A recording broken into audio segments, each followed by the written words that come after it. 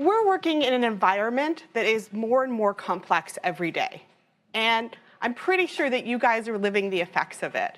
Social psychologist Roy Baumeister found that the average person has a to-do list of about 150 undone items at any given time. And the average executive's to-do list for a Monday morning is longer than what they could get done in the entire week. Anyone here have any familiarity with that feeling? Okay. What, sorry? More like the entire year. More like the entire year. There's honesty. I like it. And, you know, maybe you're noticing this also in your organizations where you have an increasing level of workload, but your team size has stayed the same, or maybe even shrunk due to attrition, troubles recruiting the right talent, or even cutbacks.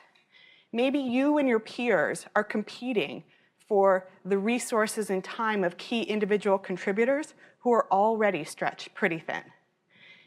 And then on top of this, your organization could be going through a restructuring or realignment, and that adds yet another level of complexity to what you're dealing with.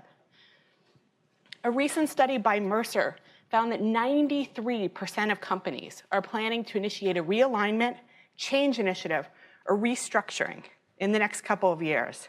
I know, it's a pretty incredible number, isn't it? And so if your company hasn't started one yet, you can be pretty sure that you're going to be seeing that in the future. So if you're like many of my clients, this type of restructuring adds just an additional level of complexity to what is already, as we've established, a really long to-do list. And so the question really becomes, if you know the marketplace is changing to get more complex, you know that this is coming down the pipeline, what can you do as leaders to lead better in that complexity? And that's really what we're going to be talking about today. Because this is the sad truth. Despite all this thoughtful restructuring, 50 to 70% of change efforts fail. So that means companies are seeing this complexity coming, they're doing their best to restructure to meet it, and yet they're still failing.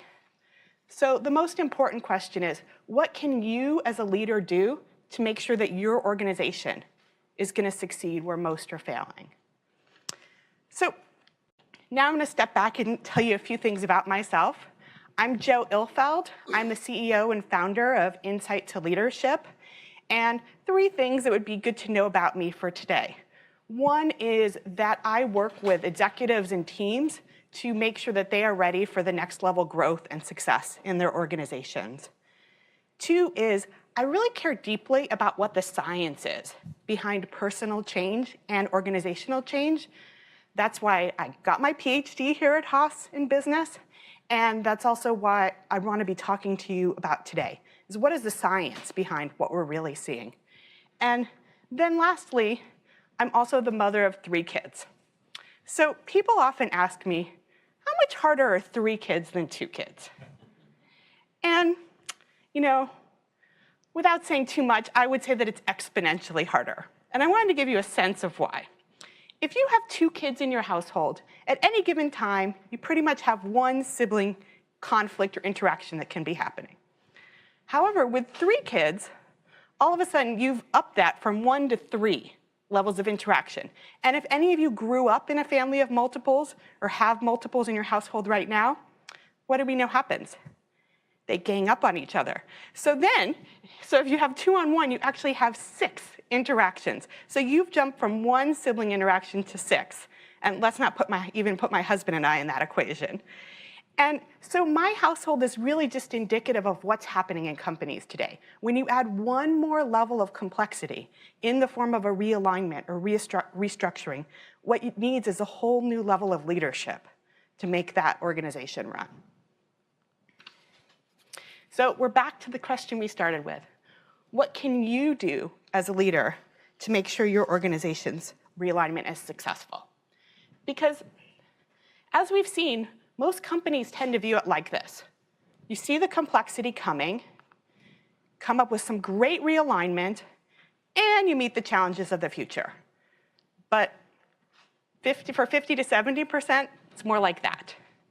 So what I want to suggest here today is that what it really takes is for you leading in a different way. And so we have to accept this truth, sort of, for this talk today, that we work in a more complex environment, and realignment alone is not enough to meet that change. What I really believe it takes is seeing the complexity coming, up-leveling your leadership, then you're ready for the realignment in a different way, and then you can meet the challenges of the future. And so what I really want to talk about today is what I believe are the 3 essential things leaders need to have and need to be doing in the future to do just that. Because, I mean, let's be honest. You guys are getting your executive MBAs in Haas. So you care a lot about leadership. And so I would hazard a guess that you guys are probably better leaders than most. And if you're listening to the live stream, you're taking time out of your busy day to think about leadership. So you also probably care a lot about it. But if the complexity that's coming down the pipeline is sort of like the complexity in my house, you need to up to a different level.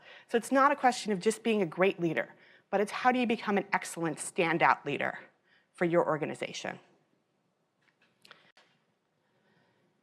So there's a lot of research coming down the pike. I'm sure you guys have heard some of it here at Haas, in that we know that when you bring racial and cultural ethnic diversity to teams and gender diversity, they get smarter.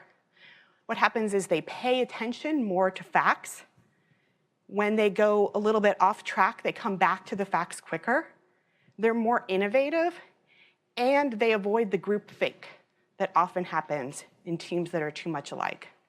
So that's, of course, a really good argument for diversity at any level. But what's really interesting is what studies are also finding about where you can find that diversity. So a study out of Northwestern, come on in, it's fine. Study out of Northwestern did this, I think it's a really inventive study. What they did was they brought in people from fraternities and sororities at Northwestern, and they gave them a problem to solve. Really hard, complex problem. Turns out it was a criminal investigation. And what they do is they took people, so 3 people from the same fraternity or sorority, and they had 2 different conditions. So in the first condition, they let people work on the problem for 5 minutes, and then after about 5 minutes, they brought in another person from that exact same fraternity or sorority. However, for the other condition, the other groups, after 5 minutes, what they did is they brought in someone from a different fraternity or sorority. So here, we're not talking about racial diversity, gender diversity, cultural diversity. We're really talking about just core identities, personal histories, life experiences, who you identify with. So which of these groups do you think did better on the task?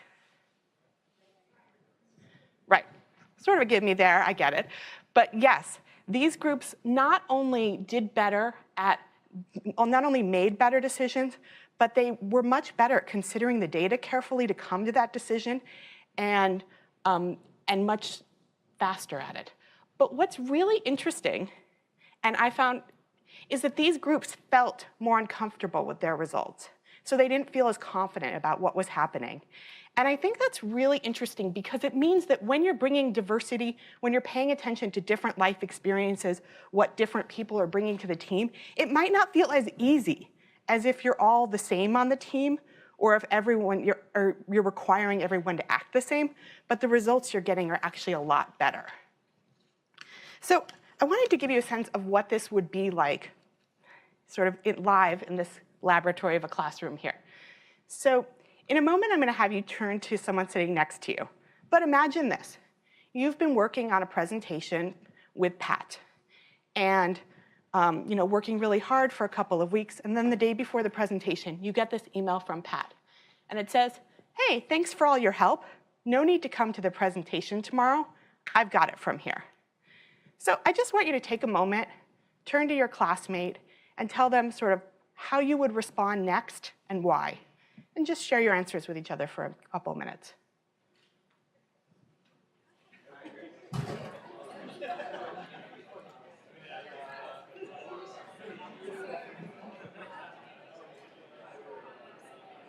What? No, I'm good.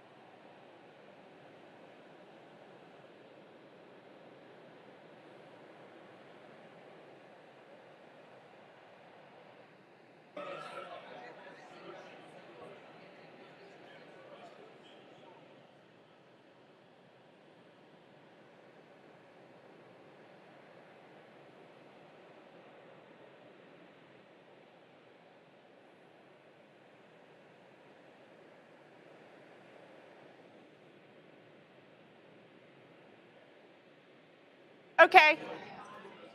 If if I can get your attention back again. Thank you. I'm curious, how many of you had pretty much the same response as the person you were sitting next to? Okay, so a lot of you, but not everyone. And how many of you had a different response than your partner?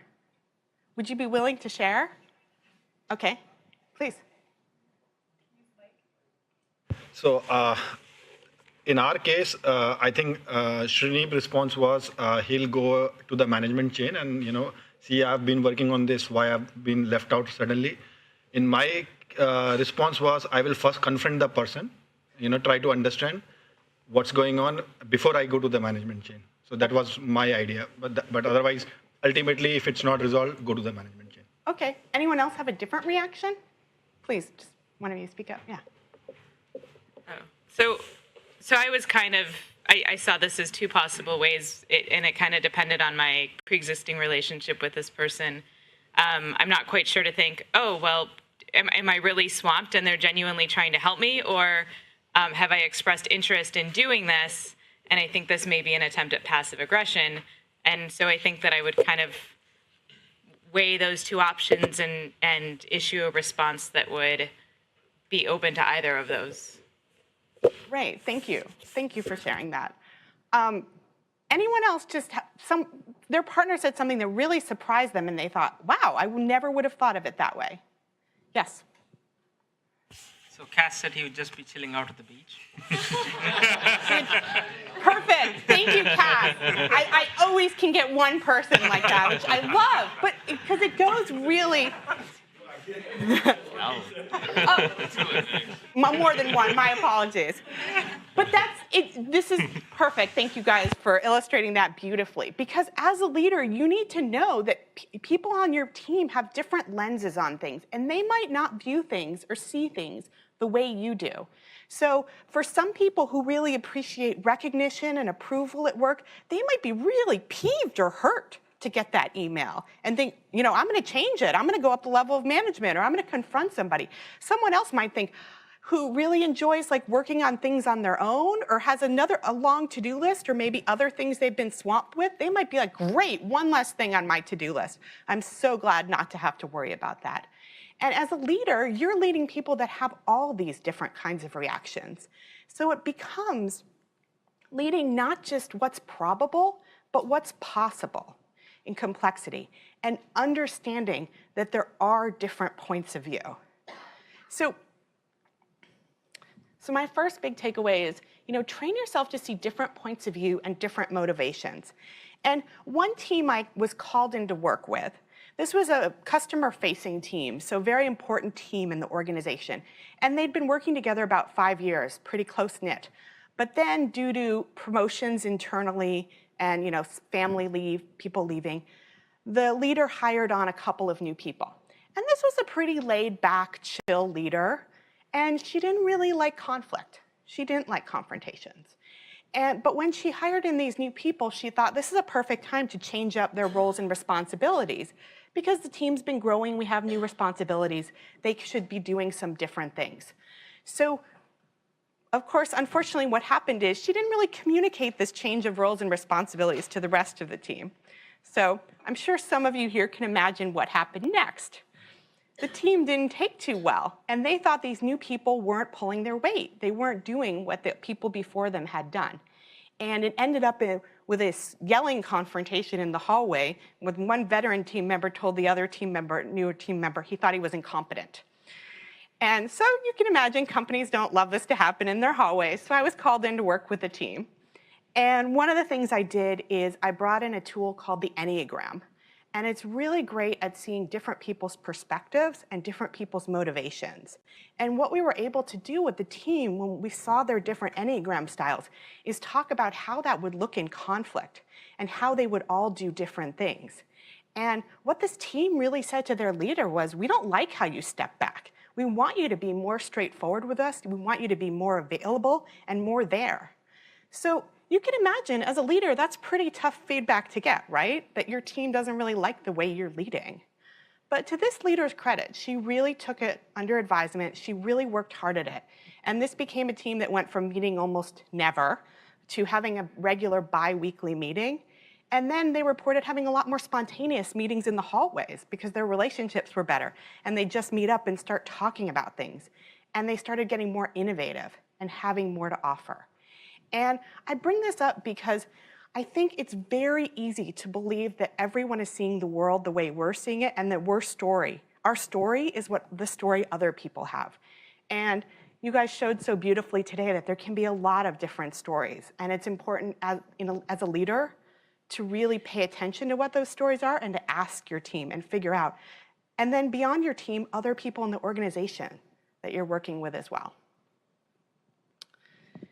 So imagine you wake up tomorrow and you find out that suddenly you're in charge of another team as well. So your team size has doubled. The amount of one-on-ones and performance reviews that you have to do has suddenly doubled. The amount of deliverables that you're responsible for has doubled. And the number of peers that you have to work with to figure out projects that you're jointly supervising has now doubled as well. Raise your hand if you think with 90% confidence, like, yeah, I've got this, no problem. Okay, thank you. Some of you are there. Okay, you gotta have like, yeah, I'm willing to take some stuff on. Okay, so now I'm upping the ante and you're like, I didn't even raise my hand for the first one. But imagine, a quarter later, you come to work and they find out your budget's been slashed by 25%. So now you're looking at these two teams and you're trying to see how do you streamline them, where's their duplicative efforts, who do you need to let go, and you're looking at your potential leaders and you're thinking who can step up for more responsibility because there's a lot more to do now on this team with less resources. So 90% confidence, who thinks they could handle this? Okay, a few more, I like it, thank you. Be honest. Okay. Final scenario here.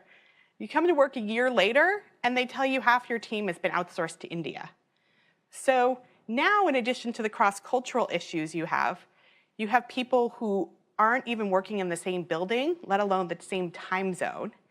And while the speed of what's required of you and the deliverables you need to get has gone up, the ease of communication has gone drastically down.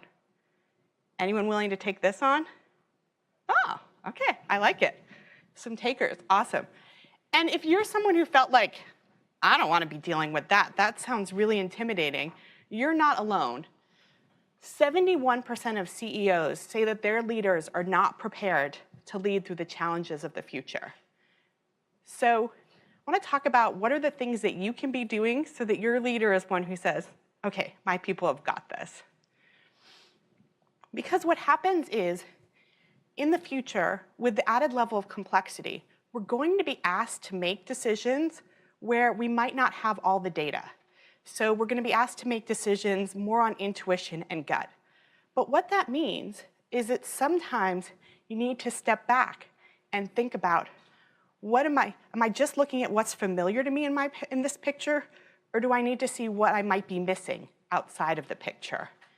Because sometimes if you're not looking at what's missing in the picture, you might be making decisions with the wrong information and not paying attention to the variables that are shifting in the market and what's going on. Did all of you catch that? I'll do it again.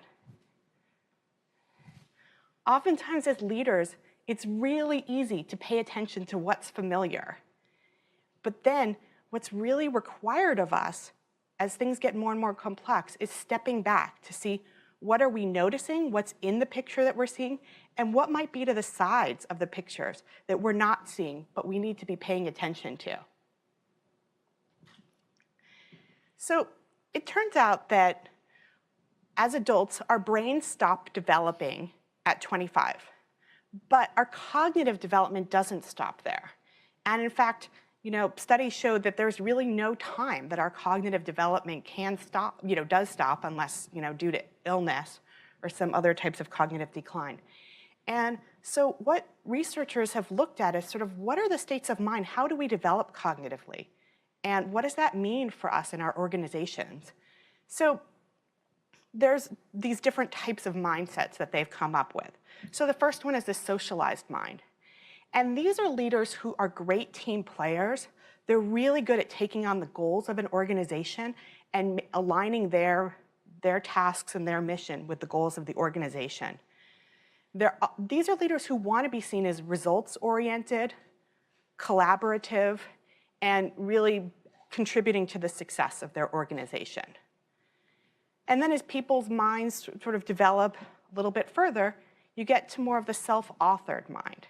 These are leaders who are more independent. And instead of just accepting what the company has offered as the goals, what they often do is sort of see multiple goals, and they pick which goals are more meaningful to them. Which goals do they want to do? They set their own compass. And they're constantly looking to make sure that what they're doing is in alignment with what their goals are, as well as those of the organization. And then at the highest level, we have self-transforming mind. These leaders are also incredibly independently minded, but instead of finding the best path forward, these leaders are really able to hold multiple agendas that might even be conflicting. Terms that you might have heard describe these leaders as leaders who lead in paradox. They can use the both and type of thinking. And these are leaders who, instead of picking a path, focusing on it and staying the course, they're often reevaluating when they get new data or there's new priorities that become a concern and switching paths and tacks more easily and more nimbly. So I want you to take just a second and look at this and sort of think, where do I think I would be on this graph? What kind of mindset do I think that I'm taking to my work? Oh, there is, I see some people taking pictures. There should be a sign up going around. If you want the slides, just sign your name and I will send them to you. Yes? I have a question actually. So how is those related to the axes of complexity and time? Oh, thank you. Thank you for asking that. I really appreciate that. So what researchers have found is that as people sort of move through these mindsets, they end up being better able to deal with complexity, better able to deal with things that are less black and white, more in the gray zone, so to speak. And so that does increase as you sort of head up this developmental path. So you can keep whatever it was in your mind that you thought you were. These are the numbers that several studies have borne out, which means that about 50% of leaders aren't even approaching the self-authoring mindset. So of course you guys aren't part of that since you're here at Haas, but if it was, let's just say, okay, the whole left side of the room, like you're still at socialized mindset. And so there's only half of you that are even starting to work up towards self-authored mindset. And then, I don't know, there's about 40 of you here today. So maybe the 4 of you here are part of the 10% that are starting to approach self-transforming mindset. So you can see that, as we go up the scale, there's not a lot of emphasis on that. So leaders aren't getting trained in how to deal with complexity. Just give me a minute, thanks. So you might be looking at this and going, why does this really matter? Like if I'm a high performer, if I'm getting my job done, why does this matter? Because there's also a lot of research showing that people at higher levels of development perform better in complex environments. So one really well-known study by Keith Eigel looked at CEOs and promising middle managers in companies of about $5 billion revenue or more. And what he found is across a whole broad spectrum of leadership competencies, these leaders performed better on all of these competencies when they had this higher state of developmental mind. And it doesn't mean that these people who have higher developmental mindset are smarter. It's nothing about intelligence, but it's really about their ability to deal with complexity and to deal with things that are shifting all the time. There was a question here. Yes. Can you be taught to get into that upper right corner, or are these inherent characteristics? Great question. Thank you for asking. No, there's every evidence that you can be taught is probably not the right word. It's not something that they could teach at a Haas MBA class, but it is something that good leadership development programs work on. Leadership development coaches coach people to work on higher level, dealing with higher levels of complexity, more highly developed mindset in that way. And it is something that, although you saw the part here on time, so although it's not that necessarily if you get to be 50, you're definitely going to be moving along this, because it is something you have to work at, or there has to be a meaning. Time does matter. So you're going to find probably not that many 20-year-olds up here. And life experiences matter, and sometimes hard life experiences matter. Hard, things that make you question, what's really important to me? What are the values, I want to be working on or living by? Those are things that tend to move you up the curve as well. Yes? Did people respond to this, or were they maybe was that self-characterization? No. Or how did they actually judge if you're a leader that needs to learn? Yes, great question. So the science behind this is actually it's really innovative. A lot of it's being done out of Harvard and adult ed school and business school there and other places. But there are these things called developmental mindset interviews. So you can interview someone. And it's not an easy process. It's like an hour-and-a-half interview or something. And then they get scored, and that's how they sort of start to develop these characteristics. There are some tests, but they're like fill-in-the-blank tests.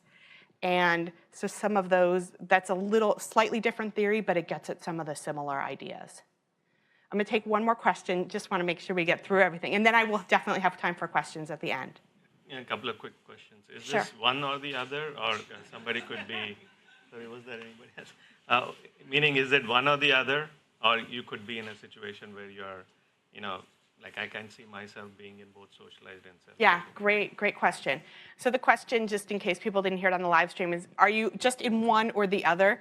It's more like the rings of trees. So in other words, if you are at a higher developmental mindset or further along the curve, you contain all the others. So you might have moments where you're with your kids or something like that, and you go into this, oh my God, please, whatever you do, do not temper tantrum in the store and embarrass me, with your kids. So it's not that just because you can act at a higher developmental mindset that you are always acting from that place. All of us have regressions. And I also just want to say, I know the theory says higher developmental mindset and the scoring is like 1 through 5, but there's nothing inherently better. People at these self-transforming mindsets aren't necessarily better people, and they're not necessarily happier people. So, but they are people who tend to deal better with complexity. So I want to be really clear what the theory is talking about and what it's not talking about. Make sense?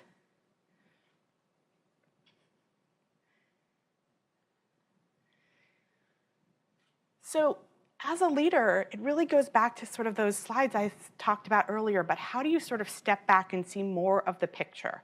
And that is a lot what preparing yourself to work well in complexity looks like. So one CFO I worked with, she had a direct report who had let's call him Bob, and he had a direct report, let's call him Andy. And so Bob was having a lot of trouble with Andy. So, I brainstormed with my client, we came up with some solutions. She talked to Bob, she gave him a lot of great advice and tips. And, and Bob came back a couple weeks later and was like, yeah, it didn't work. Nothing really worked. So she took a step back and she said, okay, well, let's role play. So she role played a conversation, she role played with Bob, she played the role of Andy. They had a conversation. Bob said, that was really helpful. Thank you so much. And she, and she went back to her job. And, a week or so later, Bob said, yeah, that didn't really work either. So she took a step back again, and she said, I'll go to one of your one-on-one meetings. So she went and sat on one of their one-on-one meetings. And as she reported back to me, as I sat there, I realized, oh my God, things are much worse than I thought they were. I didn't realize what it was. And the meeting to her seemed really fraught and tense. And at the end, one of them came up to her and said, oh, thank you so much for being here. It's so much better with you here. And she thought, oh my gosh, if this is better, what is it like most of the time? And I'd like to say, oh, she came up with the perfect solution. But that's not really the moral of the story. The moral of the story is this is what it takes to lead with complexity, is that your first go-round might not be the right answer, or it might not solve the problem.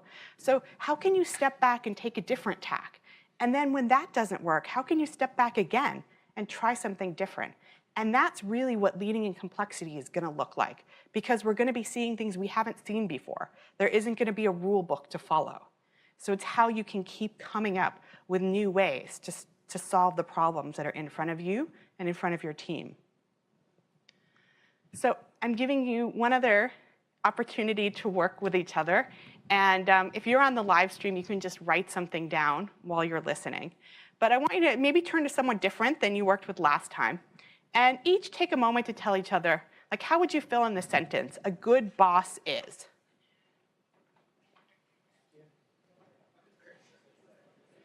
Want to come around? Yeah.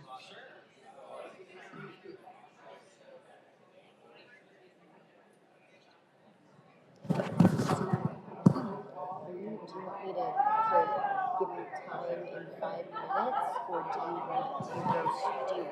How many minutes do you want me to give you for questions? Oh, I want you to give me 10 minutes for questions. So give me time. Can you 10 minutes? Can you tell me 5 more minutes? Yes. Is that clock right? Yes. So maybe you could stay here now and take some of the audience when I work with this. If you tell me that, I'm fine. Okay, yeah, okay. It's fine.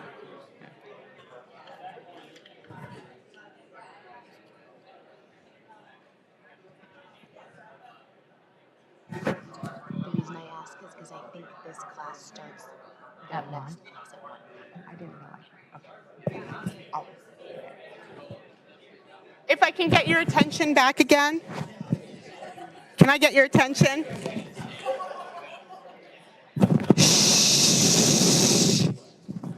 That did work. Great. So just popcorn. What are a couple ways you filled in the blank? What's a good leader? Yes, just popcorn out. Enabler. Okay. Empathetic. Fair. Yes. Listening. Good listener. Thank you. Getting out of your way. Giving you autonomy. Yes. Hands off. Okay. Great. Perfect. These are all great answers, and we're going to come back to it in a moment. I'm not going to take any questions for until the end, because I've heard that you guys have a class at 1. So I want to make sure that you will be ready to start your class. So is that okay? Perfect. So we'll come back to this in a moment. So I actually teach executive MBAs too. And I teach an executive MBA class in leadership intelligence up at Sonoma State. And what we do with our executive MBAs is that we take them sailing on the San Diego Bay in their teams of 4 to 5. And so they get to norm, storm, and perform, on the boat as they get sort of increasingly harder challenges. They do races and things like that. So one of my executive MBAs, we'll call him Steve. He's a VP in his day job at a tech company in the Bay Area. And he went there, and he happened to know a little bit about sailing, actually a fair amount, more than most people who know nothing. And so he really wanted to be helpful to his team. And he wanted to help them all succeed and learn together. And so while they were sailing, he'd say things like, pull in the main sail a little bit more there, or turn the wheel more to the left, or you need to tighten up on that, jib. So, he'd be giving his team feedback. And by day 2, his team sort of sat him down and said, look, Steve, we really like you. We know you're coming from a good place, but please back off, because you're not giving us the opportunity to learn, and you're getting in our way of really figuring out how to sail. And, Steve understood, and he did step back, and, all went well. But when Steve came back to his day job, what he told me is he realized that he was doing the same thing at work, in that in his effort to be really helpful and a good boss to his people, he was helping out too much. He was stepping in before they even asked for help to be useful. And, and he was getting in their way of really learning, of really developing, and sort of mastering skills on their own. So let's take back and look at some of the science behind this. I know you're shocked that I'd want to look at the science. There is an online 360 instrument. Do all of you know what an online 360 is? Yeah, okay, perfect. So there's an online 360 instrument, and it's been done with thousands and thousands of people, hundreds of thousands of people. And they decided they wanted to look at their data. So instead of calling leaders more effective or less effective, they have a terminology. They call the most effective leaders creative leaders, and the least effective leaders reactive leaders. So they decided to take the top quartile of creative leaders and the bottom quartile of reactive leaders. So the most, the top of most effective leaders and sort of the worst of the least effective leaders. And in this 360 scoring, you give a lot of people numerical ranges, numerical numbers, but you also have a chance at the end to give some comments and feedback in your own words. And what they did is they looked at those words. So let's look at the reactive leaders first. The words that were more commonly found for reactive leaders were their drive for results, their passion. They were very smart. People talk about very smart. They might talk about creative and innovative, strong domain and technical knowledge. That's what the least effective leaders, what people were calling out about them in terms of positives. Here's what they had to say for the most effective leaders. For the most effective leaders, they were really focused on their strong people skills, their abilities to build teams, to be personable, to lead by example, to be a good listener. I think someone said that right here. Develop and empower their people, right? Give you autonomy.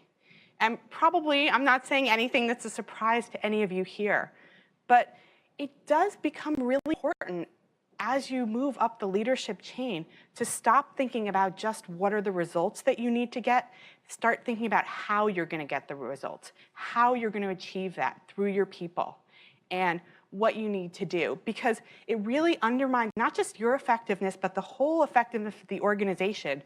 If you're trying to be like Steve, and you're trying to take on all of the, to get results by you personally sort of superheroing, your way to results, that it really takes you focusing on your team in a different way.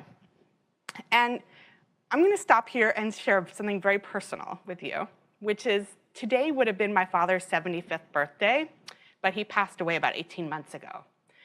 And at his funeral and the letters people wrote to us afterwards, what they really talked about is what a wise advisor my dad was and how he really shepherded people through their careers.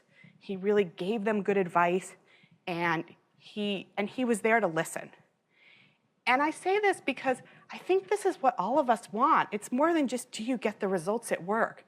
But are you leaving a legacy of success, not just for you, but for all the people who work with you too? And I think that's what really great leaders do.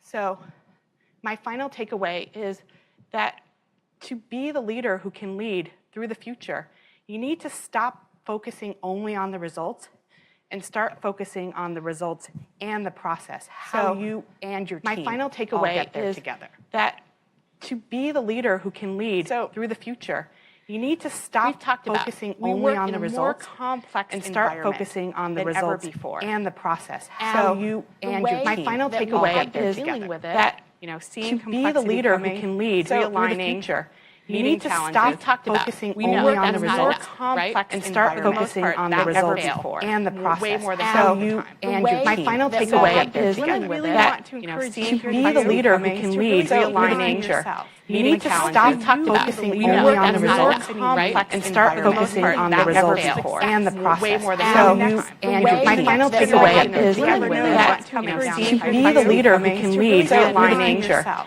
you need to stop focusing only on the results, and start focusing on the results and the process. My final takeaway is that to be the leader who can lead Realignment, you need to stop focusing only on the results, and start focusing on the results and the process. My final takeaway is that to be the leader who can lead Realignment, you need to stop here. Am I too narrowly trained on something that's more familiar to me? And then lastly, how do you stop just, even with your to-do list that's 150 items long every day, how do you stop just focusing on the results, but also start thinking about the process and how you're getting there with the people around you? Because it's clear, the future is pretty unknown. It's likely going to be really messy with everything coming down the pipeline.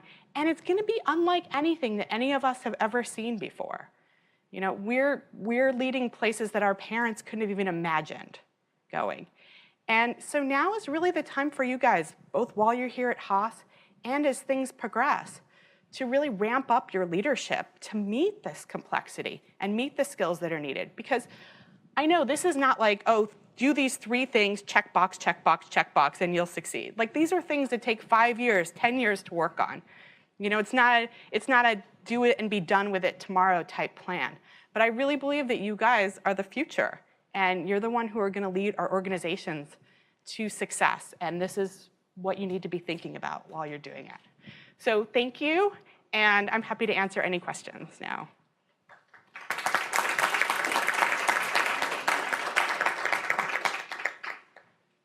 Yes. You mentioned that to shift from the follower to the upper level of the leadership to solve more complex problems. Besides the leadership program, what other techniques or toolkits or framework we could use to train ourselves to do that? And what kind of support we could gain from the environment we are at? Yeah, good question. Did everyone hear the question? It was about what are the things that you can do besides a leadership program to work well in complexity, or to move up that adult developmental scale.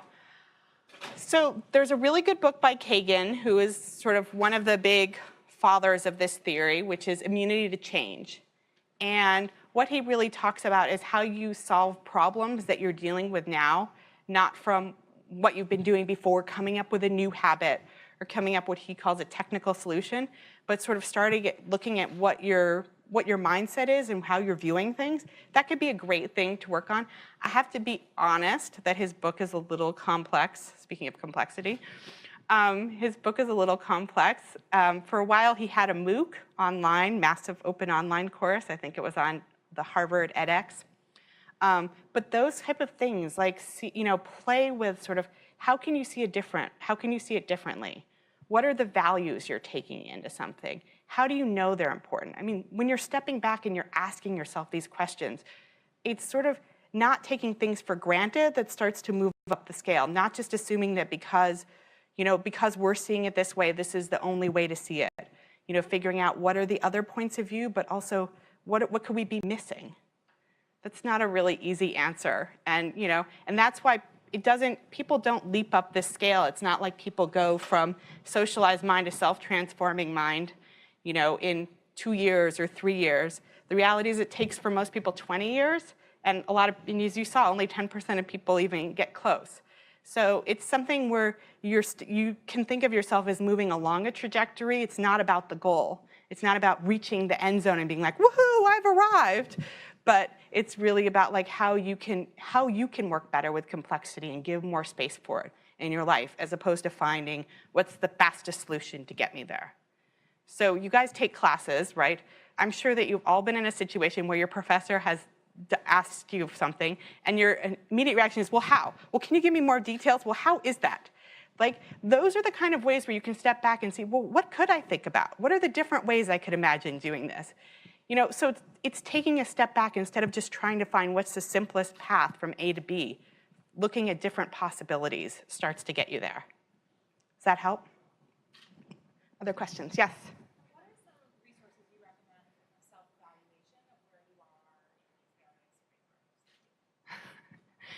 frameworks? That's a good question. I'd have to think about that. I don't, you know, there's definitely coaches like myself who are trained in that kind of thing, and there's coaches who are trained in scoring complexity interviews. To be honest, you don't really need to know exactly where you are in that to sort of know, like, what do I think is next for me? Like, what are the things that I sort of keep tripping up myself on? Like, most of us know what we keep tripping up on. I would say that, like, it's really finding where those things are that you want to do to move forward. Any last questions? Okay.